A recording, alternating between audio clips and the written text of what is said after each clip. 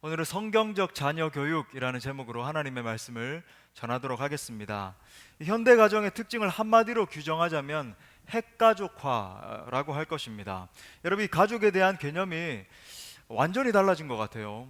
제가 자라던 시대만 해도 가족이라고 하면 뭐 할아버지, 할머니, 아버지, 어머니, 또 뭐 당사자뿐만 아니라 형제 자매도 많이 있었고 또 일가 친척들까지 굉장히 많이 있었습니다. 그래서 여러분, 우리가 뭐 명절이 되면 이 가족들이 모인다 싶으면 뭐 적어도 뭐 한 40명, 50명, 뭐 70명, 80명씩 이렇게 모여서 같이 뭐 떡을 나누어 먹고 여러 가지 이제 뭐 게임도 하고 참 즐거워하던 시절이 있었어요. 하지만 지금은 이 가족에 대한 인식이 완전히 바뀌었습니다. 자녀의 입장에서 볼 때 그냥 뭐 부모님과 나인 거예요. 부모님이 계시고 나 이렇게 다인 겁니다.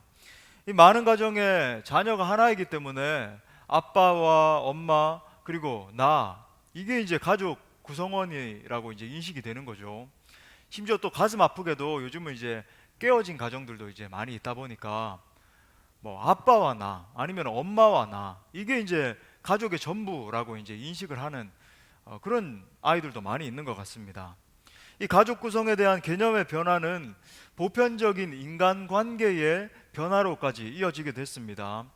그러니까 소위 지금 아이들은 세대 간의 경험이 없어요. 우리가 예전에 이제 자연스럽게 이제 세대 간의 경험을 하면서 자라다 보니까, 그러니까 아이들이 그걸 이제 잘 하지 못한다라고 하는 것을 여러분 인식하지 못할 수 있는데, 지금 아이들은 세대에 대한 개념이 없습니다. 그냥 나 중심이에요.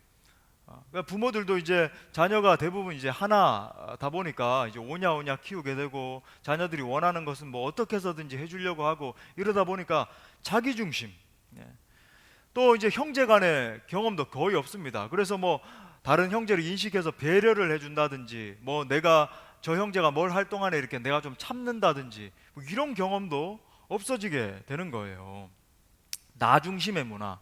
그러니까 내가 좋은 것이 정답이다. 내가 좋은 대로 하는 것이 삶의 뭐 그냥 모습이다. 이렇게 인식을 하다 보니까 그냥 완전히 자기 자신에게 고립된 그런 상태로 아이들이 자라나게 되는 겁니다. 이로 인한 뭐 한 가지 부재적인 현상이라 그럴까요? 하나가 이제 스마트폰 중독이겠죠. 스마트폰에 사람들이 이제 외롭다 보니까 하루 종일 이 스마트폰에 중독이 돼 있는 거예요.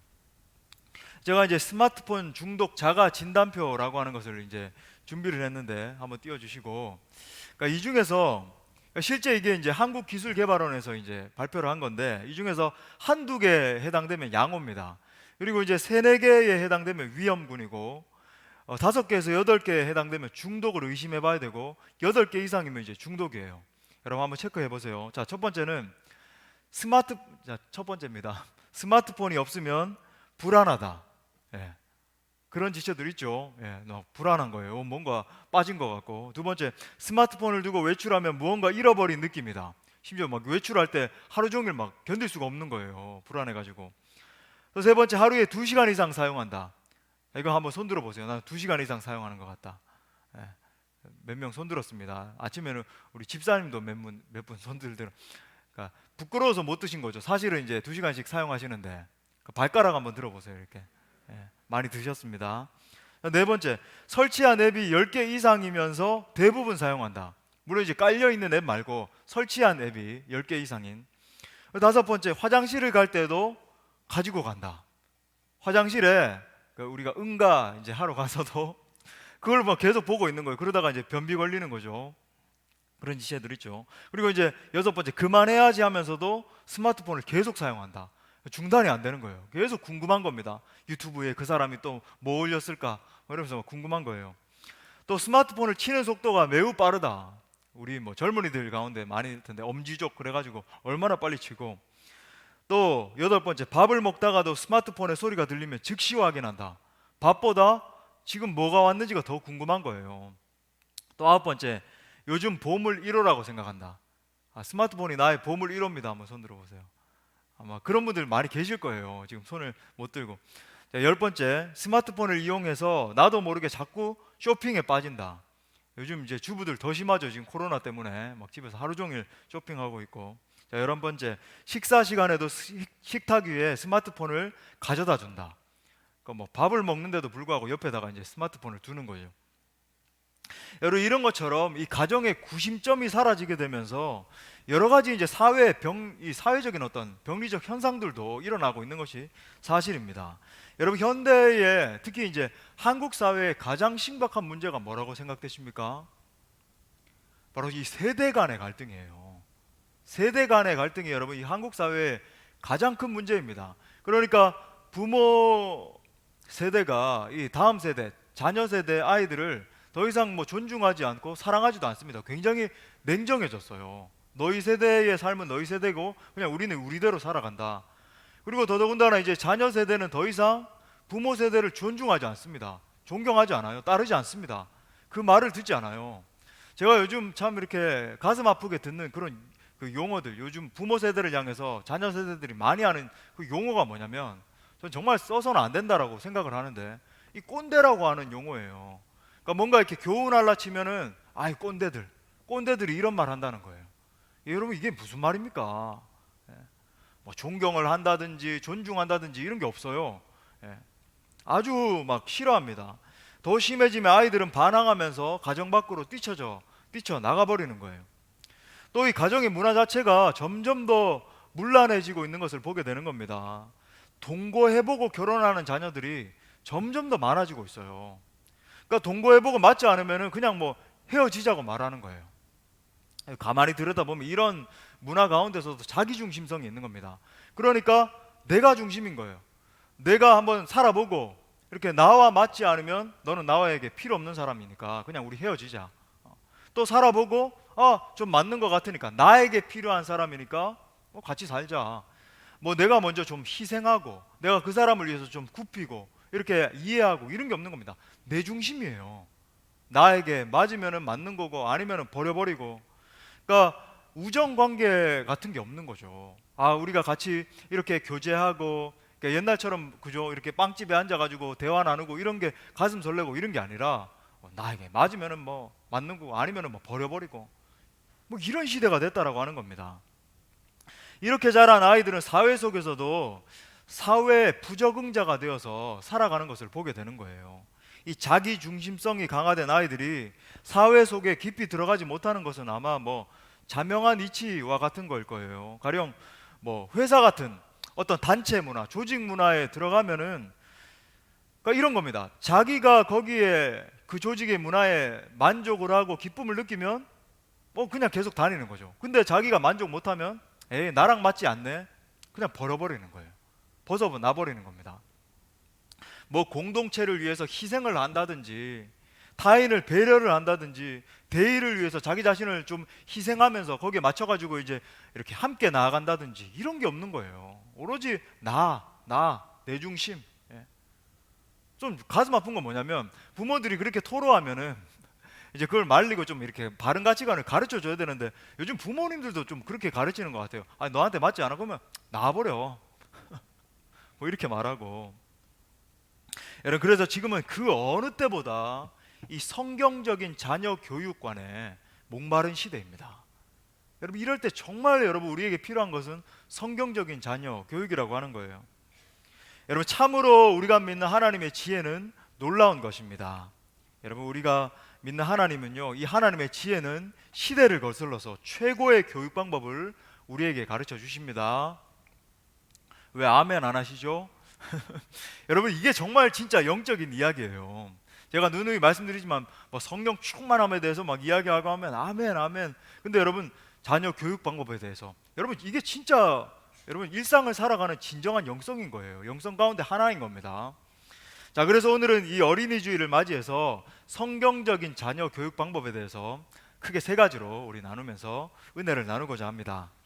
자, 첫 번째, 자녀에 대해서 성경적으로 이해해야 된다는 거예요.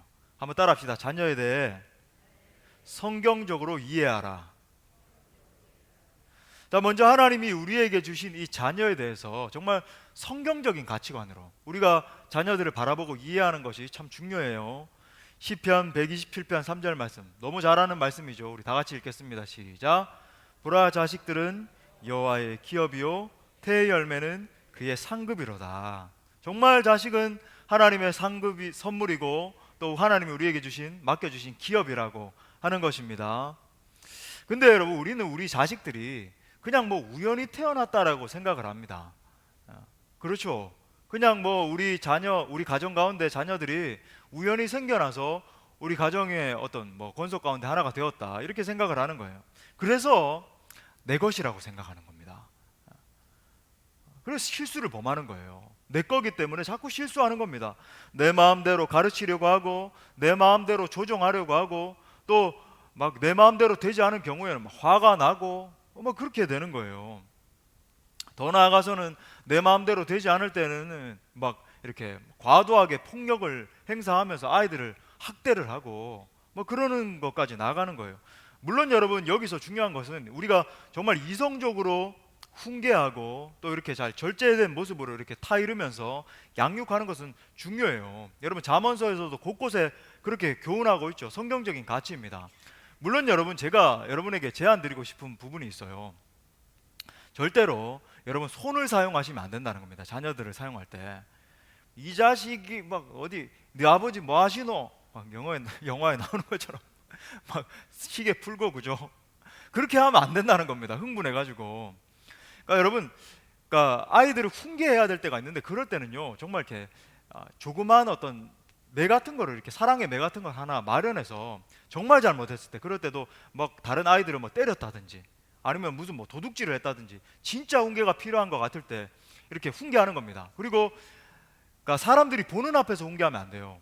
그러면 아이가 수치감을 느끼거든요. 나는 정말 수치스러운 사람이구나, 이렇게 느끼기 때문에 조용히 방으로 불러서 눈을 마주 보면서, 그때도 사랑으로 돼요. 너가 정말로 이렇게 어떤 아이 거를 이렇게 훔쳐서 왔는데, 아니면 누구를 이렇게 심하게 이렇게 때려서 싸우고 왔는데, 이건 정말 잘못된 거야, 이렇게 인식을 시켜주고 이성을 가진 상태에서 체벌을 하는 겁니다. 뭐 그것도 한두 대 정도 해야지 막 사랑의 매를 갖다가 뭐 쇠파이프 같은 걸 막 준비해가지고 너는 한번 맞아보자 막 이러면서 웅웅 소리가 날 정도로 때리고 막 다 터져가지고 막 이러면 안 된다는 거예요. 근데 많은 부모들이 막 오늘 한번 보자, 시계 부르고 이러니까 이제 자녀들이 상처받는 거예요. 막 고통당하고 자라서까지 성인 나이로 자라는 겁니다. 그때 아버지가, 어머니가 나를 그렇게 심하게 막 폭행을 하고 심한 폭언을 나에게 막 해가지고 얼마나 내가 힘들었지, 이렇게 된다는 거예요. 자, 훈계하는 것은 필요한데, 성경도 지지하는데, 하지만 내 성질대로, 내 혈기대로 아이들을 조종하고 때리고 학대하는 것은 결코 이건 정말 잘하는 것이 아닙니다. 잘못된 거예요. 여러분 기억하세요. 자식은 우연한 산물이 아닙니다. 고로 내 소유가 아니에요. 여러분 이걸 인식하는 게 중요합니다. 내 소유가 아니에요. 하나님의 소유입니다. 하나님이 우리에게 선물로 맡겨주신 거예요. 자, 그렇기 때문에 내 마음대로, 내 감정대로, 내 고집대로 할 수 있는 대상이 아니라고 하는 겁니다. 우리 한번 따라합시다. 자녀는 하나님의 선물이다. 하나님의 기업이다. 여러분 정말 그래요. 하나님께서 계획하시고 하나님께서 그분의 무한하신 사랑을 부으셔서 우리 가운데 맡겨주신 것이 우리에게 주신 이 자녀라고 하는 겁니다. 여러분 이 사실이 말해주는 것이 얼마나 놀라운 사실인지 아십니까? 우리에게 주신 이 아이들은 그 자체만으로도 이 세상의 그 무엇과도 비교할 수 없는 대단한 가치를 지닌 존재들이라는 것을 말해줘요. 이 자녀들은 하나님의 형상을 지닌 존귀한 존재들입니다. 우리는 쉽게 생각할 수 있죠.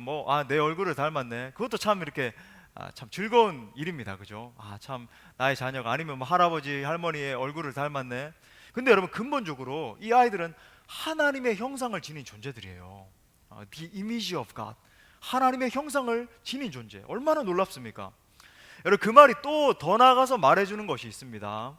여러분 이 자녀 한 명 한 명에게 하나님께서 고유한 은사들을 부어주셨다라고 하는 말이에요. 한 명도 예외가 없습니다. 정말 뭐 특출하게 뭔가 잘하는 것 같은 아이는 정말 하나님이 재능을 부어주셨구나, 대단하구나. 근데 우리 아이는 엄친딸, 엄친아는 갖다가 하나님이 뭐 엄청난 재능을 주신 것 같고, 날마다 그렇잖아요. 우리 아이는 보면 뭔가 부족한 것 같고 재능이 없는 것 같고, 너는 왜 사니? 얼굴도 못생긴 게 왜 태어났니? 막 이런 마음이 막 솟구쳐 오르고 막 속에 천불이 나고 그렇잖아. 우리 자녀를 그게 아니라고 하는 거예요.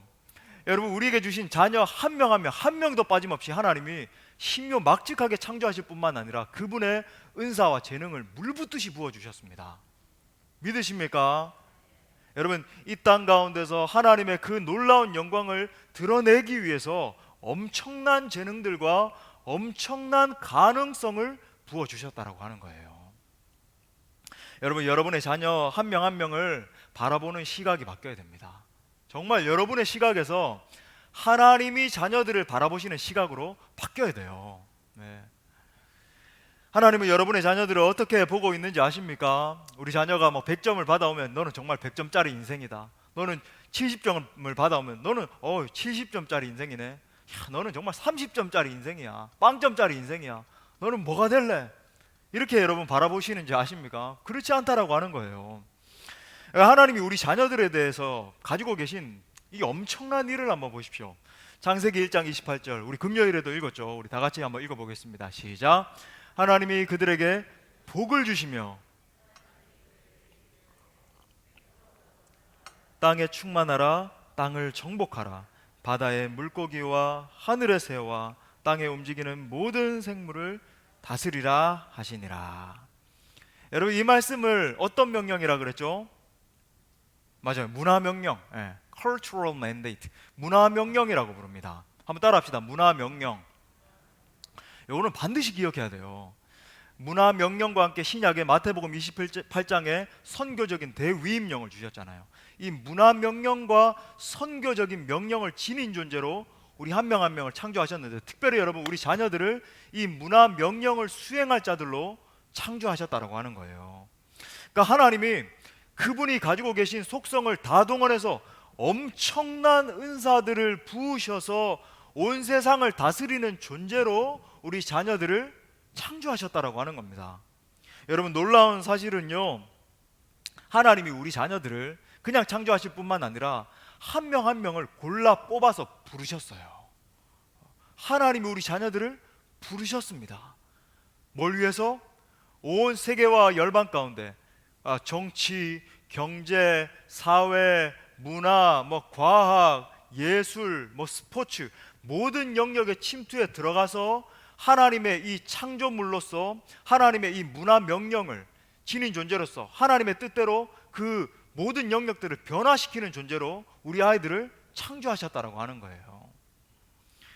여러분, 얼마나 놀라운 사명입니까? 거룩한 사명을 지닌 존재들로 만드셨다는 거예요.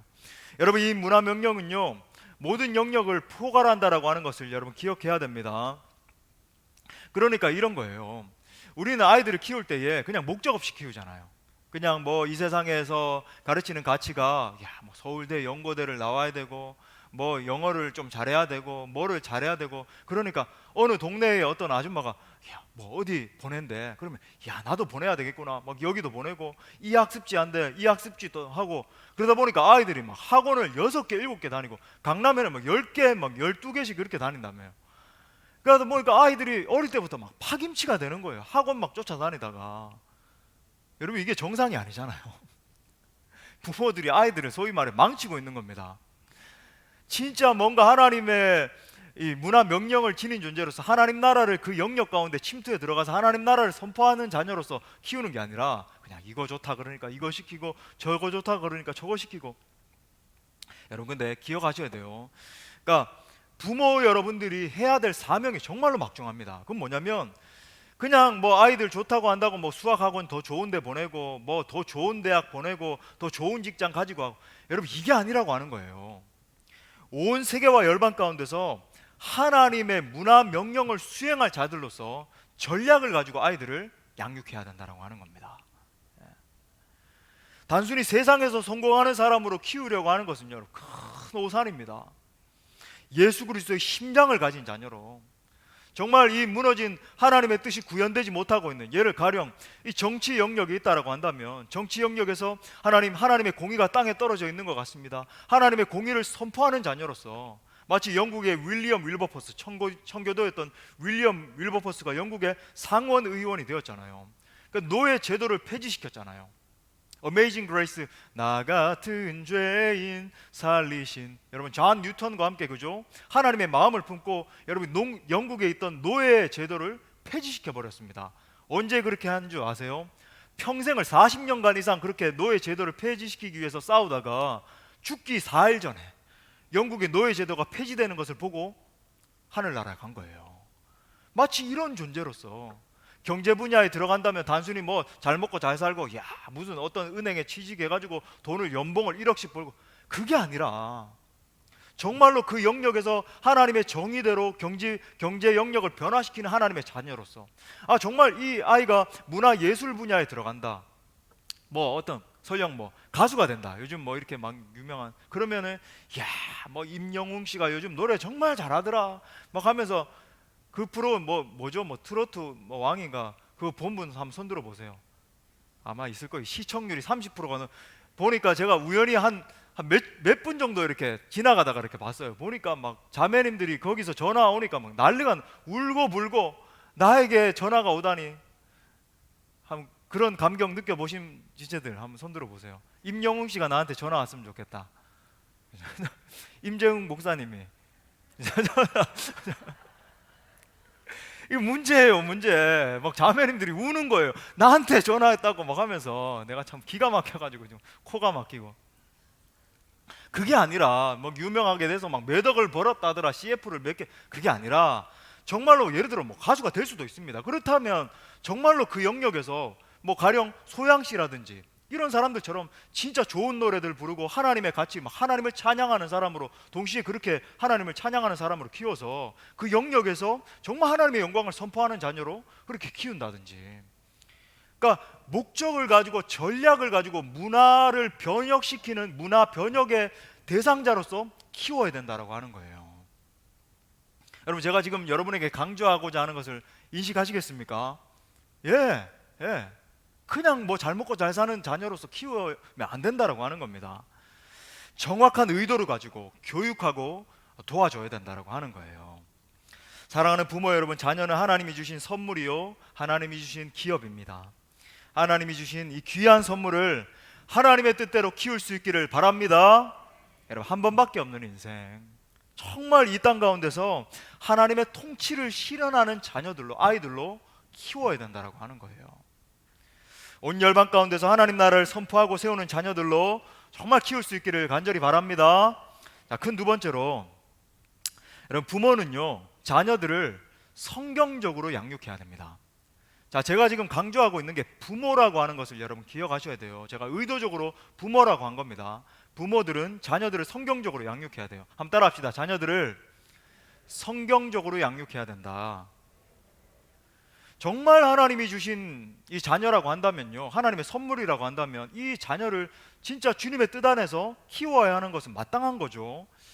주님의 뜻 안에서 신앙적으로 올바르게 자라도록 양육하고 그렇게 길러야 되는 책무가 있다라고 하는 겁니다. 자, 여기에는 물론 다양한 요소들이 필요할 거예요. 진짜 이 아이들을 위해서 기도하는 것도 중요하고 말씀을 가르치는 것도 중요해요. 또 부모가 신앙적으로 자녀들에게 모범을 보이는 것도 중요합니다. 왜냐하면 자녀들은 부모를 보고 배우게 돼 있거든요. 또 더 나아가서는 신앙적인 것뿐만 아니라 모든 삶의 언행과 태도에 있어서 뭐 가령 어려운 일을 당했다, 그러면은 이 부모가 그 어려운 일을 정말 꿋꿋하게, 물론 힘들겠지만 이겨내고 하는 것을 바라보면서 이 자녀는요 배우게 돼요. 우리 부모가 이렇게 어려움들을 이렇게 잘 극복했구나, 나도 나중에 이런 것을 이렇게 보게 되면, 어려운 일을 겪게 되면 나도 이렇게 극복해야지. 우리 부모님은 이런 상황에서 이렇게 말씀하시고 막 불평불만하고 이런 게 아니라 이렇게 하시네. 그러면 이 자녀들도 그렇게 인식하게 된다는 거예요. 예. 정말로 감사하고 날마다 찬양하고 하는 부모님이네. 자녀들이 여러분 가만히 있는 게 아닙니다. 그거 반드시 담게 돼 있어요. 보고 있어요. 자녀들은 부모가 맨날 불평불만하고 이게 문제가 저게 문제고 하면, 그러면요 자녀들은 그런 자녀들로 자라게 돼 있어요. 부모를 따라가게 돼 있습니다. 자, 그런데 오늘 더 집중적으로 성경이 보여주고 있는 게 있는데, 그게 뭐냐면 성경적인 교육이에요. 자, 가정에서 이 말씀의 가치를 아이들에게 전수하는 것이 중요한데, 오늘 말씀을 이제 쉐마 교육이라고 하는 겁니다. 그럼 많이 들어보셨죠? 우리 한국에도 쉐마 교육 많이 와 있잖아요. 자, 4절부터 9절 말씀을 제가 다시 한번 읽어 드릴게요. 자, 이스라엘 백성들의 신앙교육 가치입니다. 4절부터 9절 한번 띄워주시고, 이스라엘아 들으라, 이게 쉐마 하는 겁니다. 쉐마, 우리 하나님 여호와는 오직 유일한 여호와이시니 너는 마음을 다하고 뜻을 다하고 힘을 다하여 내 하나님 여호와를 사랑하라. 하나님을 사랑하는 같이. 그 다음에 오늘 내가 내게 명하는 이 말씀을 너는 마음에 새기고, 이건 그냥 나온 게 아닙니다. 예레미야에게도 나중에 말씀하셨어요. 마음에 새기라. 그러니까 예수님도 말씀하셨어요. 마음에 이 법도를 새기라. 그러면서 새길 뿐만 아니라 내 자녀에게 부지런히 가르치고, 심지어 어떻게 가르치냐면 집에 앉았을 때든지 길을 갈 때든지 누워있을 때든지 일어날 때든지 이 말씀을 강론할 것이고, 또 너는 또 그것을 심지어 내 손목에 메어 기호를 삼고 내 미간에 붙여서 표로 삼고 내 집 문설주와 바깥문에도 기록해 놔라. 이렇게 명령하고 있어요. 여러분, 말씀의 핵심이 뭡니까? 이 하나님의 말씀을 가르치되 그냥 하나님의 말씀은 이런 거야 이 정도가 아니에요. 부지런히 철저하게 막 아이들에게 말씀을 가르치는 겁니다. 그러니까 모든 수단과 방법을 동원해서 아이들에게 완전 이 아이들의 뇌에 하나님의 말씀을 각인시키는 거예요. 돌 같은 내 머리 어루만지사가 아니라 이 돌 같은 머리에다가 하나님의 말씀을 갖다가 완전히 막 새겨버리는 거예요. 세뇌시키는 겁니다. 말씀으로.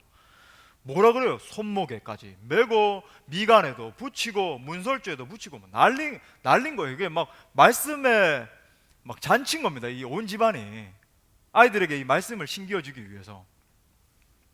아이들의 모든 마음과 생각과 삶의 방식 자체를 말씀으로 바꿔라. 완전히 말씀으로 완전 새겨버려라. 이런 말씀이에요. 여러분, 실제로 여러분 이스라엘 백성들은 아이들을 교육시킬 때 두 가지를 병행했습니다. 하나는 이 성경적인 의식이에요. 여러 가지 성경을 가르치고 그것에 따라서 의식을 실제 행하게 한 겁니다. 두 번째는 절기 행사예요. 가령 여러분 유월절을 통해서 아이들에게 정말 하나님이 우리를 구속하신 은혜가 얼마나 놀라운 것인지, 구속의 신비가 얼마나 탁월한 것인지 가르쳤다라고 하는 거예요. 또 맥주절이 다가오면 우리도 이제 얼마 안 있으면 맥주감사절 하잖아요. 이것을 통해서 하나님께서 우리에게 주신 이 모든 것은 정말 하나님이 공급해 주신 것이니까 우리가 마땅히 하나님께 감사하면서 살아야 된다. 하나님께 감사하는 것이 신앙의 중심이야. 또 초막절을 통해서는 이 광야 생활의 고난을 경험하게 하면서 우리가 정말 하나님의 법도에 순종하지 못했을 때에 어떤 고난을 겪는지를 이렇게 실제적으로 가르쳐 주는 거예요. 체득하게 하는 겁니다. 제가 이거 다시 한번 말씀드리는데 안 본 지체들 많을 것 같아서, 제가 진짜 인상 깊었던 다큐멘터리가 있어요. 그 제목이 세계를 움직이는 힘, 미국의 유태인 교육 탈무드. 또 안 적어 놓으시는데 이게 좀 적어 놓으셨다가 오늘 좀 꼭 좀 보세요. 유튜브에 있습니다. 세계를 움직이는 힘, 미국의 유태인 교육 탈무드라고 하는 프로그램이에요. 그 내용을 요약하면요, 이 부모가 어릴 때부터 직접 아이들에게 이제 말씀을 가르치는 겁니다. 여러분, 제가 말씀드리죠. 지금 부모가 직접 가르치는 게 중요하다고 말씀드렸어요. 하는데 얼마나 인상 깊은 장면이 나오냐면, 그러니까 유대인 부모가 아빠가 이 아들을 갖다가 이제 주말이 돼가지고 회당에 데려가는 겁니다. 여러분, 이제 제가 살다 온 이제 미국에는요, 유대인 마을들이 이렇게 형성이 돼 있는데 유대인 마을의 중심에는 날마다 회당이 있어요. 그러니까 유대인들의 신앙을 보여주는 거죠. 회당 중심의 삶을 영위했던 겁니다. 그러니까 주말이 되니까 아빠가 이제 아들의 손을 붙잡고 회당에 가는 거예요. 그 회당에는 몇 명만 나와 있는 게 아니라 그 아빠와 아들이 나와가지고 막 빼곡해요. 막 터져나갈 정도로 앉아 있습니다. 그러면요, 이 아빠가 테이블 건너편에 이렇게 앉아 있고 아들이 저쪽 편에 앉아 있어요. 그러면서 중간에다가 이제 모세오경 토라를 갖다가 딱 갖다 놓고 주거니 받거니 하면서 이렇게 계속 움직여요. 그러면서 중얼중얼 하면서 하루 종일 토요일 아침부터 밤까지 계속 외웁니다. 그러니까 아이들이 이걸 몇 년을 반복하다 보니까 어떤 일이 일어나냐면 아이들의 이 뇌리 속에 말씀이 각인될 뿐만 아니라 이 토라 모세오경을 달달달달 외워요. 더 놀라운 일이 일어나는데, 여러분 한인 2세들 있죠. 미국이나 뭐 영국이나 뭐 캐나다나 이런 데 넘어가가지고 거기서 태어난 2세들 같은 경우에는요, 대부분이 한국말을 못해요. 해도 이렇게 떠듬떠듬 뭐 안녕하세요 이러면서 겨우 합니다. 그리고 3세가 되면 어떻게 자기를 인식하냐면 자기는 더 이상 코리안이 아니라고 생각해요. 나는 한국 사람 아닙니다. 나는 미국인입니다. 나는 뭐 캐나다 사람입니다. 이렇게 인식을 해요. 그러면서 한국말을 완전히 잊어버리죠. 근데 여러분, 유대인들은 디아스포라로 흩어진 지가 2000년이 넘었는데 어디에 있든지, 그들이 뭐 미국에 있든지 아니면 뭐 남미에 있든지 어느 국가에 있든지 그 나라 말도 사용을 하면서 히브리어를 완벽하게 구사합니다. 왜 그럴까요? 어려서부터 이 토라를 달달달달 외우거든요. 히브리어를 달달달달 외워요. 그러니까 얘네들은 어려서부터, 유대인들은요, 자기의 나는 유대인이고 나는 이스라엘 백성들이다, 나는 하나님의 백성이라고 하는 자아 정체성이 완벽하게 정립이 돼요. 그러니까 나중에 자라서도 다음 세대에게 이 신앙의 가치를 계속 물려줄 수 있는 거죠. 예, 놀라운 일이 일어나는 겁니다. 자녀들로 하여금 이 성경 교육을 통해서 어릴 때부터 철저하게 하나님의 말씀을 가르치고 이 성경적인 가치면에서 이 민족 정신을 이렇게 심겨주는 거예요. 그로 인해서 더 놀라운 결과가, 인구가 600만 밖에 되지 않고, 여러분 아시는 것처럼 뭐 이스라엘이 한 충청도 정도 크기 된다라고 하는데, 그 작은 나라에서 전 세계의 뭐 정치, 경제, 사회, 문화 온 영역을 다스리는 인물들이 막 속출하는 거예요. 심지어 여러분, 초강대국인 미국도 이스라엘 절대로 함부로 건드리지 못합니다. 이스라엘 건드렸다가는 여러분 끝나는 거예요. 그 모든 힘이 어디에서 나옵니까? 성경적인 교육. 정말 이 아이들을 하나님의 말씀의 사람으로 키우는 데서 비롯된다라고 하는 거예요. 자, 우리가 꼭 인식해야 되는 것 중에 하나가, 여러분 꼭 인식하셔야 됩니다. 가정에서의 신앙 교육의 중요성이에요. 그러니까 우리 한국의 주일학교 개념이 이제 썬데이 스쿨, 그래서 이게 미국에서 건너온 개념인데, 이것 때문에 이제 일주일에 한 번만 말씀 교육을 뭐 주일날 시키면 된다, 이렇게 많이 이렇게 퇴색이 된 거죠. 물론 교회에서 우리가 하나님의 말씀을 잘 가르치는 것도 중요해요. 이것도 중요합니다. 하지만 여러분, 더 중요한 게 뭔지 아세요? 가정에서의 신앙 교육입니다. 가정에서 신앙으로 잘 교육받은 아이들이 나중에도 정말 신앙의 자녀들로 성장하게 돼 있어요. 자, 표를 한번 띄워주실까요? 제가 표를 하나 준비했는데, 자, 한번 보시면 제가 컬러로 준비했는데 흑백으로 바뀌었습니다. 자, 보세요. 먼저 학교와 학원 이 왼편에 한번 보십시오. 여기서는요, 역할이 뭐냐면 지식이나 뭐 기술 같은 걸 습득하는 거예요. 도구가 뭐냐면 교사와 교과서가 이제 사용이 되죠. 그러니까 목적이 뭡니까? 어떤 직업이나 일이나 생활, 경제의 어떤 기반을 채우는 거예요. 그리고 세상적인 삶의 목적을 구현하는 것을 이제 목표로 합니다. 근데 이제 교회 주일학교를 보세요. 중간에 이렇게 보면 그 역할이 뭐냐면 신앙 교육을 하는 거죠, 당연히. 그리고 이제 공동체, 우리 공동체로서 하나님을 섬기는 것, 뭐 제자화하는 것, 뭐 이런 겁니다. 그리고 이제 도구는 성경 교과와 교사들, 뭐 성도의 삶, 우리의 삶을 통해서 이렇게 보여주고, 또 목적은 뭐냐면 성경의 진리를 배우고 생활에 적용하고 실천하고 제자의 삶을 살아가도록, 하나님의 목적을 배우도록 하는 겁니다. 근데 여러분, 우리가 좀 더 주목해 보자 하는 것은 첫 번째 나오는 가정이에요. 역할이 뭡니까? 가정에서는 올바른 가치관과 인격을 형성해요. 그 도구는요, 성경과 함께, 부모가 가르치는 이 성경과 함께 부모 자신입니다. 여러분, 부모는 모델이에요. 그냥 부모는 부모가 아닙니다. 반드시 아이들은 부모를 닮게 되어 있습니다. 아이고, 이 아이 누가 이렇게 가르쳤길래, 자기 자신을 보면 돼요. 거울을 보면 그 부모를 보면 알게 되는 거예요. 목적이 뭡니까? 정말 하나님이 기뻐하시는 자녀로서 이 가치관과 인격의 기초를 형성하는 것이 바로 이 가정이라고 하는 겁니다. 여러분, 가정이 이 신앙 교육에 있어서 이렇게 중요하다라고 하는 거예요. 여러분, 특별히 이 가정은요, 됐습니다. 자, 가정은 하나님이 기뻐하시는 자녀가 되는, 여러분 정말 핵심인데, 가치관과 인격을 형성하는 가장 중심이 되는 곳이 바로 이 가정이라고 하는 거예요.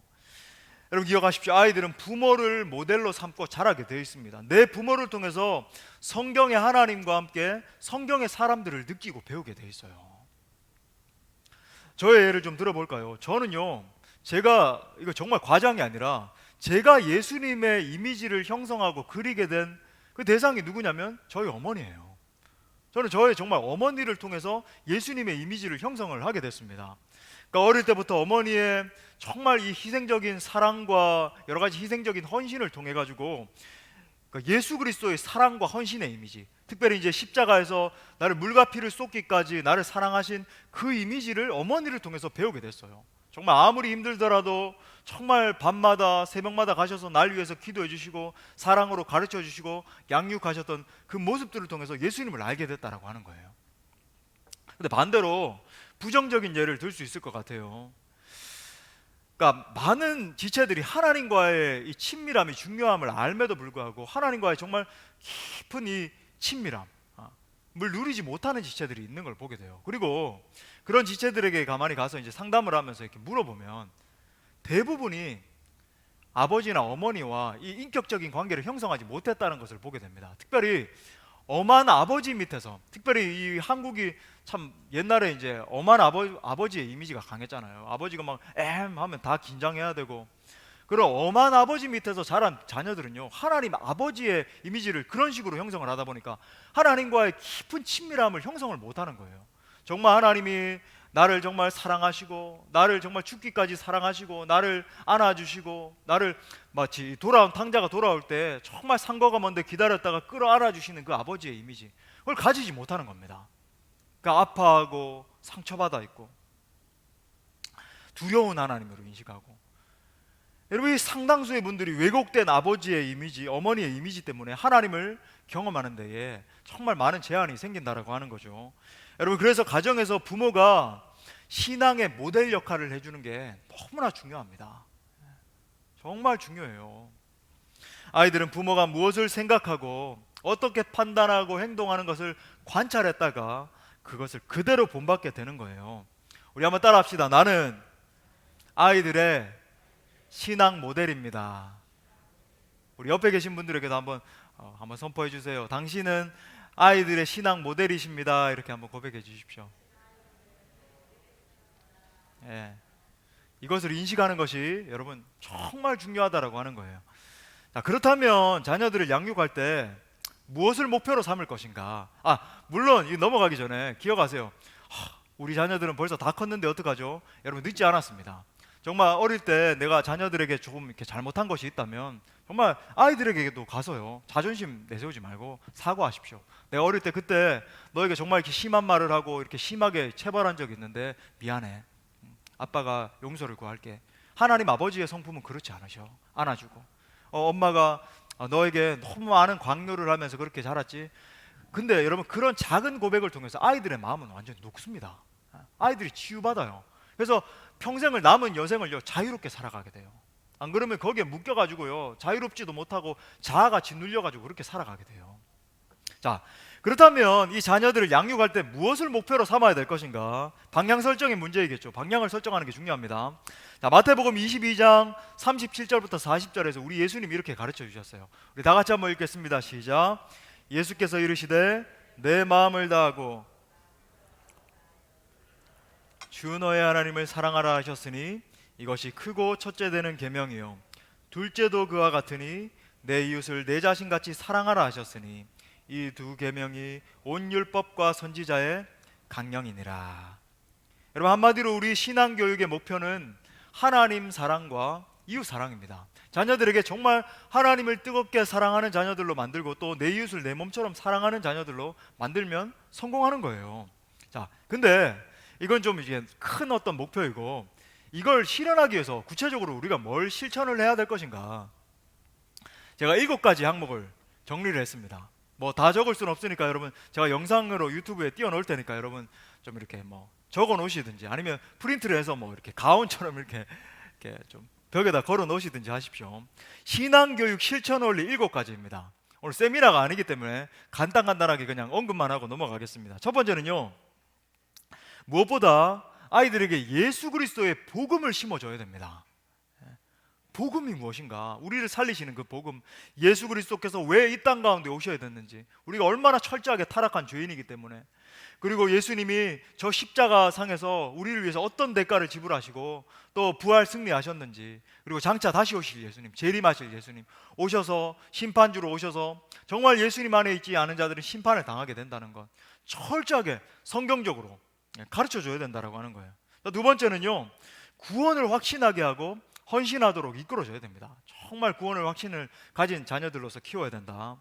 또 세 번째는 말씀을 가르치고 말씀 안에서 자라도록 도와줘야 됩니다. 자, 근데 여기서 이제 잘못된 교육 방법이 있어요. 그건 뭐냐면 율법적인 교훈이에요. 그러니까 가령 이런 말씀을 가르쳐야 되니까 이렇게 가르치는 지체들이 있어요. 이것을 해야 되고 이것은 하면 안 되고 이렇게 해야 되고 저렇게 해야 되고. 여러분, 이건 규율만 강조하는 교육은요, 아이들을 율법적인 아이들로 만들어요. 그러니까 바리새인처럼 만드는 거죠. 613개의 항목을 지켜야지만 구원을 받는다라고 착각하고 있던 이 바리새인들처럼 규율적인 아이들로, 이래야 돼, 저래야 돼, 이건 하면 안 돼, 굉장히 경직되고 딱딱한 아이들로. 하지만 여러분, 우리가 잘 아는 이 복음적인 교육 방법은 뭡니까? 아이들의 이 근본적인 가치관과 세계관의 변화를 이끄는 교육이에요. 그러기 위해서는 여러 가지가 갖춰져야 되겠죠. 내가 먼저 본을 보이기도 해야 되고, 사랑의 사람이 돼야 되고, 실천하고, 또 말씀을 또 자상하게 가르쳐주고, 이 가치관 자체를 말씀의 사람으로 변화시키면 행동은 자연스럽게 따라오게 돼 있는 거예요. 이래라 저래라가 아니라. 네 번째는요, 기도로 무장시켜서 기도의 사람이 되게 해야 됩니다. 우리 교회에서 많이 강조하는 것처럼 금요 성령 집회 아이들 데리고 나오세요. 여러분, 이게 엄청난, 저는 어릴 때부터 어머니를 통해서 그걸 많이 배우게 됐는데, 옆에 그냥 앉아 있는 것만 해도 기도가 얼마나 중요한지, 기도의 능력이 어떤 것인지 알게 돼요. 아이들 데리고 나오십시오. 그때 2시간 아까워, 공부 한 자라도 더 시켜야지. 여러분, 대학 한 단계 조금 더 낮은 데 가도 기도의 사람으로 키우는 게 훨씬 더 중요해요. 왜 아멘 안 하십니까? 이건 아멘 못 하시겠어요? 서울대, 연고대 못 가더라도 한 한양대나 그것도 높은데요. 농담이고, 여러분 조금 괜찮아요. 그래도 아이들을 정말 기도의 사람으로 키우는 것. 그 다음에 5번째, 땅끝까지 그리스도를 전하는 사람들이 되도록 해야 되는 거예요. 그러니까 소명을 일깨워줘야 됩니다. 너는 정말로 하나님이 너를 창조하셨는데 열방 가운데 나가서 복음을 전하는 자로, 네가 어떤 영역에 들어가든지 하나님의 영광을 선포하고 복음 전하는 사람으로 살아야 돼. 가르쳐줘야 된다라고 하는 거예요. 6번째는 예수님 안에서 봉사하며 살도록 해야 됩니다. 봉사의 기쁨을 누리게 하고, 그렇죠? 중고등부 시절 다니면서 어린이 때부터 여러 가지 임원들로 교회를 섬기는 것을 가르치고, 섬기는 기쁨이 얼마나 놀라운 것인지 가르쳐 주는 거예요. 청소라도 하게 만들고.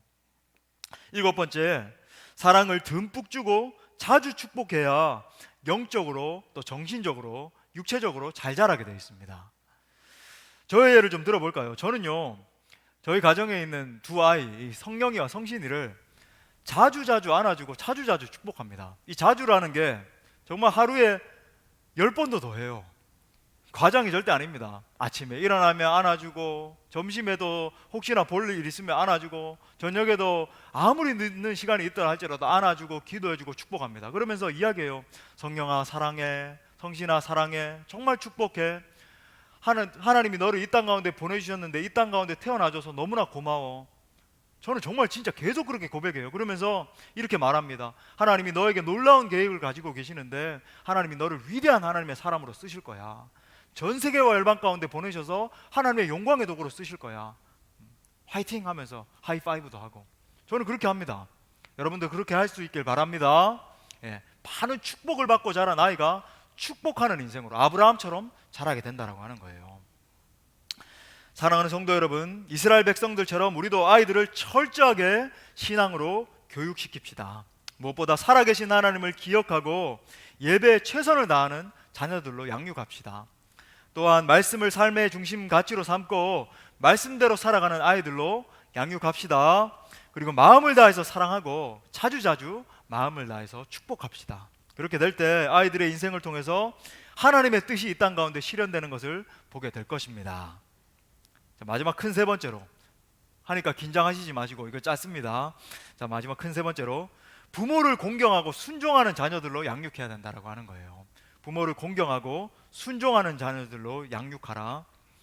이건 진짜 첨언하지 않을 수 없는 가치라서 제가 언급 드리는 거예요. 그럼 먼저 부모님을 공경하는 아이로 키워야 됩니다. 에베소서 6장 1절부터 3절 말씀에서 자녀들아 주 안에서 너희 부모에게 순종하라. 이것이 옳으니라. 내 아버지와 어머니를 공경하라. 이것은 약속이 있는 첫 계명이니. 약속이 있대요. 그 약속이 뭐냐면 이로써 내가 잘되고 땅에서 장수하리라. 약속하셨어요. 이건 약속하신 겁니다. 여러분, 하나님의 말씀이 정말 그렇다면 부모님에 대해서 어느 정도로 공경해야 되는가? 쉽게 말해서 하나님 다음으로 부모님을 공경해야 됩니다. 할렐루야. 하나님 다음으로 부모님을 최고로 공경해야 됩니다. 여러분, 보이는 부모를 제대로 공경할 줄 모르는 인간이 보이지 않는 하나님을 공경한다라고 하는 것은 있을 수가 없는 일이라고 하는 거예요. 여러분, 특별히 부모님이 살아계시는 동안에 부모님을 공경하십시오. 돌아가신 동안에 뭐 무슨 제사 지내니 뭐 그러고 있지 말고, 정말 살아계시는 동안에 여러분, 돈이 없어도 괜찮아요. 뭐 돈이 많으면 뭐 일확천금으로 막 해외 여행 보내드리고, 그게 아니라도 정말로 뭐 어떻게 따뜻한 식사라도 대접해드리고 함께하고 그 이야기하는 거 들어드리고, 그런 거예요. 예. 공경하는 겁니다. 또한 여러분, 부모님께 순종하는 자녀들로 키워야 돼요. 여러분, 자녀들은 자기의 부모가 어떤 분이든 간에 무조건 순종해야 될 줄 믿어요. 물론 예외가 하나는 있습니다. 무슨 예외냐면, 이 부모님이 혹여나 아직까지 믿지 않는 분이라고 한다면 하나님을 섬기지 못하게 하는 그것까지는 여러분 따를 수는 없는 거예요. 그건 여러분 오히려 부모님에게 시도 때도 없이 찾아가서 복음을 전하고 그 부모님으로 하여금 예수 그리스도를 주로 영접하게 만들어야 되는 겁니다. 여러분, 그건 이제 지혜롭게 부모님을 잘 설득하면서 이제 해야 되는 거죠. 여러분, 그거 외에는 부모님께 순종할 수 있기를 바랍니다. 예. 더 크게 아멘할 수 있기를 바랍니다. 순종하셔야 돼요, 순종. 예. 동시에 우리 자녀들에게도 여러분 이걸 가르쳐야 됩니다. 여러분, 정말 요즘 종종 이렇게 부모님들을 보면 잘못하는 예가, 아이들이 아무 예의도 없고 아무런 뭐 부모님에게도 막 다 대들고 하는데도 불구하고 가르치질 않는 거예요. 특히나 뭐 하나밖에 없다 하니까 뭐 오냐 뭐 네 마음대로 다 해라. 여러분, 이거 진짜 이건 지혜롭지 못한 처사예요. 나중에, 지금은 모르겠지만 나중에 여러분들이 돌려받게 될 것입니다. 여러분들이 연약해졌을 때 여러분들에게 하나도 순종하지도 않고 여러분들 그냥 방치해서 여러분이 아프든 슬프든 뭐 부모님이 알아서 하십시오. 밥 한 끼 안 대접해주고. 사랑하는 여러분, 부모님을 공경하고 부모님께 순종하는 것이 하나님의 사람의 마땅한 태도인 거예요. 그리고 우리 자녀들도 그런 하나님의 사람들로 양육해야 되는 것입니다. 말씀을 마무리하겠습니다. 여러분, 오늘은 어린이 주일을 맞이해서 성경적인 자녀 교육에 대해서 우리가 함께 살펴봤습니다. 여러분, 자녀들은 우리의 소유가 아니라 하나님께서 우리에게 맡겨주신 정말 존귀한 하나님의 선물들입니다. 하나님은 우리 자녀들을 사랑하시고 그들을 향한 놀라운 계획을 가지고 계십니다. 하나님은 장차 이들을 사용하셔서 정치, 경제, 사회, 문화 모든 총체적인 영역을 하나님의 나라로서, 하나님이 다스리시는 그 통치 영역으로서 변화시키기를 위한 엄청난 계획을 가지고 계신다라고 하는 거예요. 그렇게 되기 위해서 가정에서 신앙으로 교육시키는 것이 얼마나 중요함을 가르쳐 드렸습니다. 여러분, 제가 오늘 강조한 걸 기억하세요. 부모님이 가정에서 신앙 교육하는 것이 너무나 중요하다는 것을 반드시 기억하세요. 특별히 여러분, 이 7가지의 신앙 교육 실천 원리를 여러분의 문설주에 미간에 붙이시고 여러분 가정에서 실천할 수 있기를 바랍니다. 목표가 있는 인생과 목표가 없는 인생에는 엄청난 차이가 나는 거예요. 또한 여러분의 자녀들에게 부모를 공경하고 부모님께 순종하는 가치를 꼭 가르치십시오. 재론의 여지가 없어요. 정말로 중요한 성경의 가르침입니다. 아무쪼록 하나님께서 우리에게 맡겨주신 이 소중한 자녀들을 정말 하나님의 사람들로 잘 양육해서 이를 통해서 하나님께 크게 영광 올려드리는 우리 모두가 될 수 있기를 간절히 축원합니다. 아멘. 우리 아이들을 사용하실 그 주님 앞에 영광의 박수 올려드립시다.